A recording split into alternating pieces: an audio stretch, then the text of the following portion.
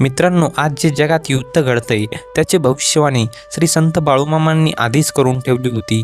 आपण आजच्या या व्हिडिओमध्येच पाहणार आहोत. पण त्याआधी तुम्हाला एक छानशी कमेंट करायची आहे मित्रांनो. जय बाळूमामा. मित्रांनो, एकदा बाळूमामा एका झाडाखाली आपल्या भक्तांसोबत निवांत गप्पा मारत बसले होते. पण एक भक्त बाळूमामांना विचारतो, मामा सांगा ना, भविष्य कसं असेल? तेव्हा बाळूमामा आपल्या भक्तांना सांगतात, एका बाळांनो, आज मी तुम्हाला काही गोष्टी सांगतो.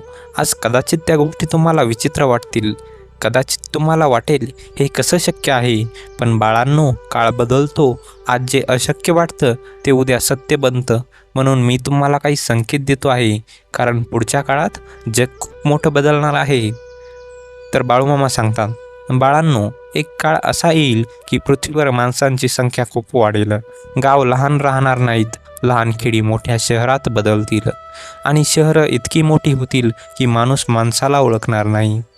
गर्दी खूप असेल, पण त्या गर्दीतही माणूस एकटाच वाटेल. बाळांनो, लोकसंख्या वाढेल, पण समाधान कमी होईल. माणसाकडे पैसा असेल, मोठे घर असेल, मोठी गाडी असेल, पण मनात शांती नसेल. तो सतत धावत राहील, पण त्याला कधीच शांत बसता येणार नाही. बाळांनो, एक वेळ अशी येईल की देश देशावर संशय घेतील. राजकारण आणि सत्ता यासाठी मोठे संघर्ष होतील. जगात युद्धाची भीती वाढेल. लोक म्हणतील, आता कधीही मोठं युद्ध होऊ शकतं. लोकांच्या मनात भीती असेल, कारण माणसाने तयार केलेली शस्त्र खूप भयंकर असतील. युद्ध फक्त सैनिकांना मारत नाही, युद्ध संपूर्ण जगाला जखमी करतं. लहान मुलं रडतील, आईच्या डोळ्यात अश्रू असतील, घरं उद्ध्वस्त होतील आणि शेवटी माणूस विचारील, हे सगळं का घडलं? बाळांनो, जेव्हा माणूस अहंकाराने भरतं तेव्हा युद्ध जन्माला येतं. जेव्हा माणूस म्हणतो मीच सर्वात शक्तिशाली आहे, तेव्हा विनाश सुरू होतो. म्हणून मी सांगतो, अहंकार हा माणसाचा सर्वात मोठा शत्रू आहे. बाळांनो, एक काळ असा येईल की पृथ्वीवरच्या संपत्तीची कमतरता जाणवेल. गॅस, इंधन आणि ऊर्जा यासाठी लोक झगडतील.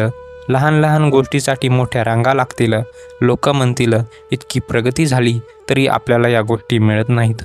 कारण माणूस निसर्गाचा विचार न करता संपत्ती वापरत राहील. निसर्ग ही देवाची देणगी आहे, पण माणूस जर त्याचा अपमान केला तर निसर्गही शांत बसत नाही. कधी दुष्काळ, कधी पूर, तर कधी मोठी संकटे येतील. ही सगळी निसर्गाची चेतावणी असेल.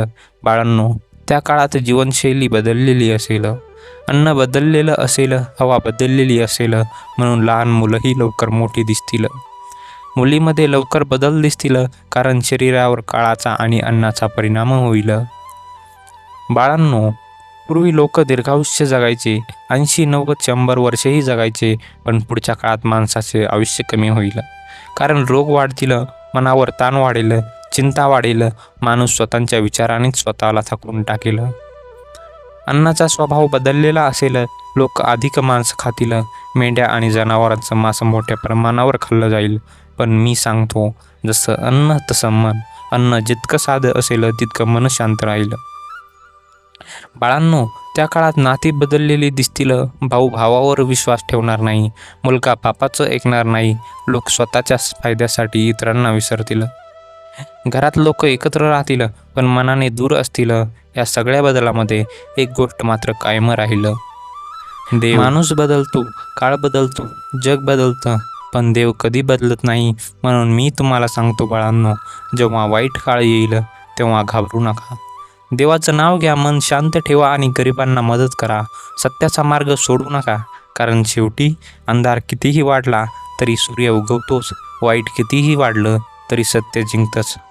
बाळांनो, हा काळ लोकांसाठी परीक्षा असेल, पण ज्याच्या मनात श्रद्धा असेल तो कधीच हरत नाही. म्हणून मी सांगतो, देवाला विसरू नका, कारण देवाला विसरणारा माणूस जग जिंकूनही हरलेलाच असतो.